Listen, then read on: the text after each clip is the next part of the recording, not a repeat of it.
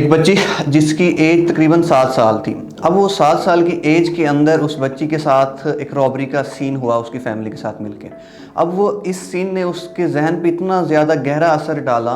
अभी उसकी एज 23 साल है। अब 23 साल की उम्र में वो मेरे पास आई और मुझे अपना वो सिचुएशन बताई कि वो किस सदमे से गुजर रही है। बाजार के खाने बहुत खाते हो? जी डॉक्टर साहब, मैं ये मेडिसिन प्रिस्क्राइब कर रहा हूँ, वो आप ले लें। अब कोई भी मसला हो तो मरहम से डॉक्टर की ऑनलाइन कंसल्टेशन बुक करो, क्योंकि डॉक्टर से बात होगी अब घर पर। अस्सलाम वालेकुम, मेरा नाम तैयब मुर्तज़ा है और मैं गुज़श्ता 3 सालों से मैं एज़ आ माहिर नफ्सियात काम कर रहा हूँ।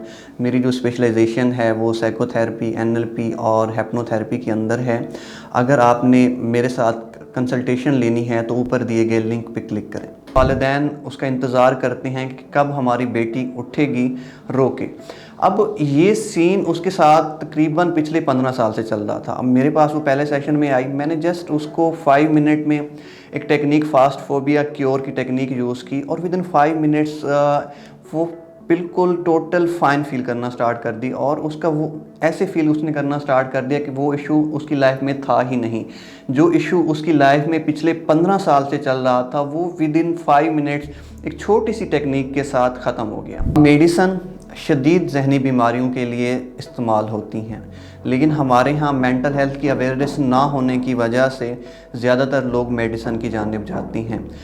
जदीद नफ्सियात के अंदर ऐसी थेरेपीज़ मौजूद हैं जिसमें क्लाइंट्स छोटे मोटे इशू जैसे डिप्रेशन, एंजाइटी, OCD, फोबियाज़ या और कोई सदमे वगैरह के इश्यूज़ होते हैं, ये थेरेपी के ज़रिए से 5 to 8 सेशन के अंदर बिल्कुल फ़ाइन हो जाती हैं क्लाइंट।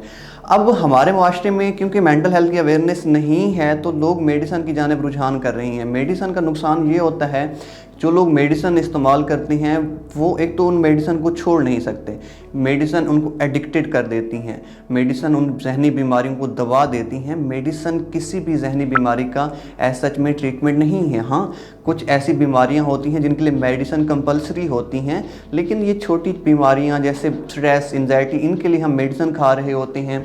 ये हमारी बीमारी को थोड़े टाइम के लिए तो हमें रिलीफ देती हैं, हमें सुकून देती हैं, लेकिन जब इन मेडिसन को हम छोड़ते हैं 2 या 3 साल के बाद दोबारा से ये इश्यूज़ होना स्टार्ट हो जाती हैं। हमारे माइंड के अंदर जो इश्यूज़ बनते हैं वो इमेज और पिक्चर की शेप में बनती हैं।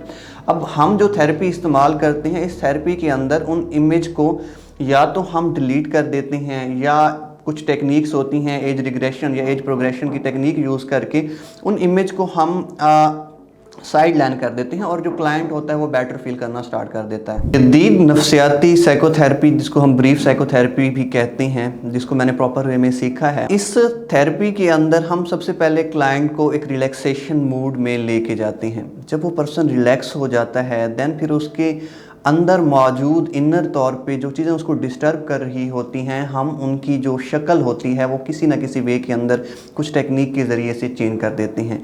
जब वो चीज़ें जो इमेज हमारे पास्ट में हमें तंग कर रही थी, जब वो ख़त्म हो जाती हैं या उनका असर ख़त्म हो जाता है तो हम जो क्लाइंट होते हैं या पेशेंट होते हैं वो बहुत जल्दी बेहतर महसूस करना स्टार्ट कर देती हैं।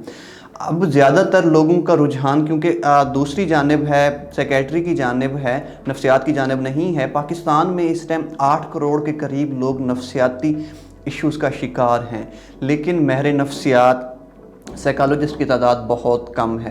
एक तो लोगों को इस फील्ड की जानिब आना चाहिए। जो ही लोग इस फील्ड की जानिब आएंगे और साथ में उनको प्रोफेशनल वे के अंदर थेरेपीज़ के प्रोग्राम करने चाहिए। जब वो इन प्रोग्राम में इनरोल होंगे देन उनके क्लाइंट उनसे सेटिस्फाई होंगे और ईज़िली वो क्लाइंट भी रिकवर होंगे और पाकिस्तान के अंदर मेंटल हेल्थ की जो इश्यूज़ की रेशो है वो ऐसा ऐसा कम होना स्टार्ट हो जाएगी।